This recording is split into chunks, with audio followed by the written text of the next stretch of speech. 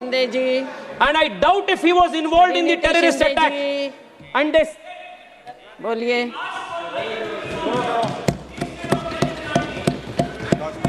माननीय speaker madam, thank you.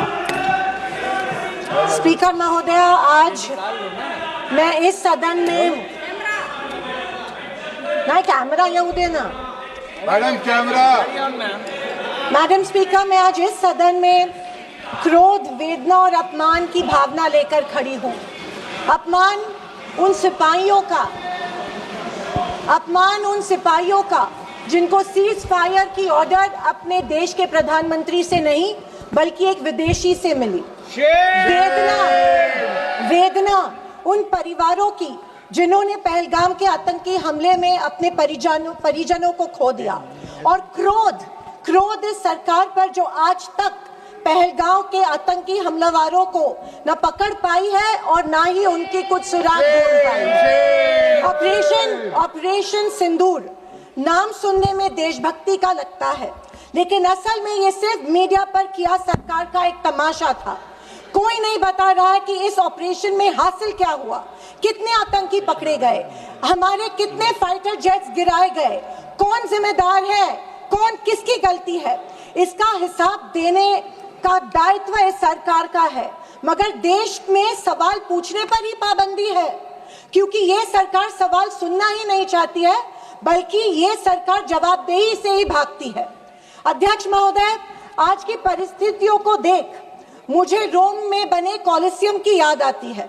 विश्व की सबसे अविस्मरणीय और पुरानी इमारतों में एक है। रोम में बनी कॉलिसियम मनुष्य की कल्पकता और निर्माण क्षमता का एक अभूतपूर्व मिसाल है, पर इसके अलावा वो एक गंदे और घिनौनी राजनीति का भी प्रतीक है।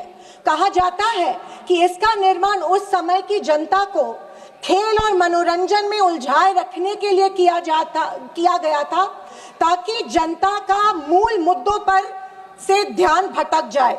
कुछ ऐसा ही आज हमारे देश की सरकार करती प्रतीत हो रही है। पर अब खेल और मनोरंजन ही काफी नहीं है।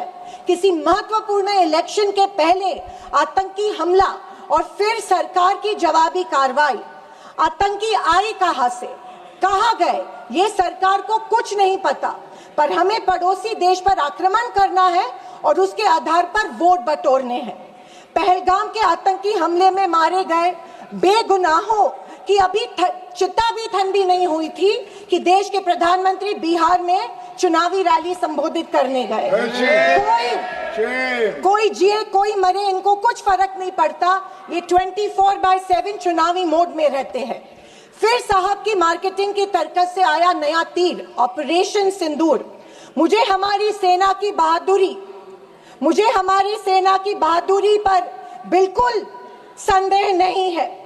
मुझे हमारी सेना की बहादुरी और वीरता पर बिल्कुल संदेह नहीं है, पर इस सरकार की दुर्जनता की सीमा देखिए कि सेना के जवानों को लड़ने जरूर भेजती है, पर हमला होने के पहले दुश्मनों को आगाह भी कर देती है।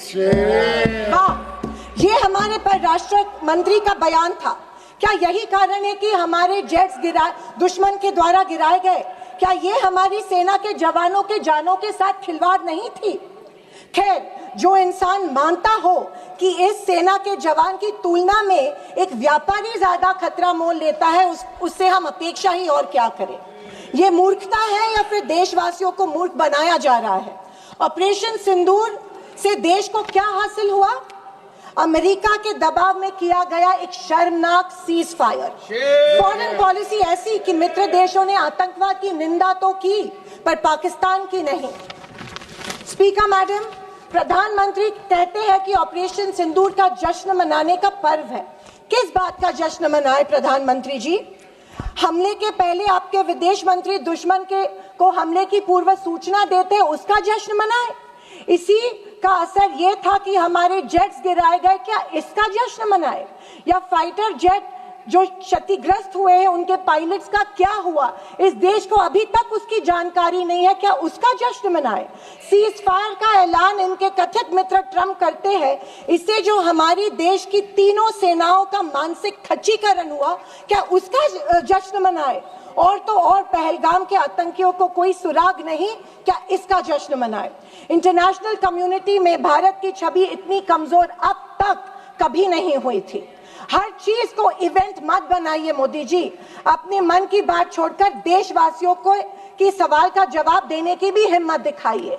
याद आती है जब इंदिरा गांधी जी के सामने पाकिस्तान सरेंडर हुआ था और एक हार्डलाइनर निक्सन जैसे को भी इंदिरा गांधी की बात सुननी पड़ी।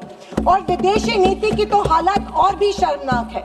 हमारे पड़ोसी नेपाल, बांग्लादेश और श्रीलंका जो कभी भारत के सबसे करीब थे, आज हमारी पीठ पीछे चीन से हाथ मिला रहे हैं। एक समय था जब भारत के पास नेबरहुड फर्स्ट की नीति थी और आज हमारे पड़ोसी हमें लास्ट प्रायोरिटी मानते हैं।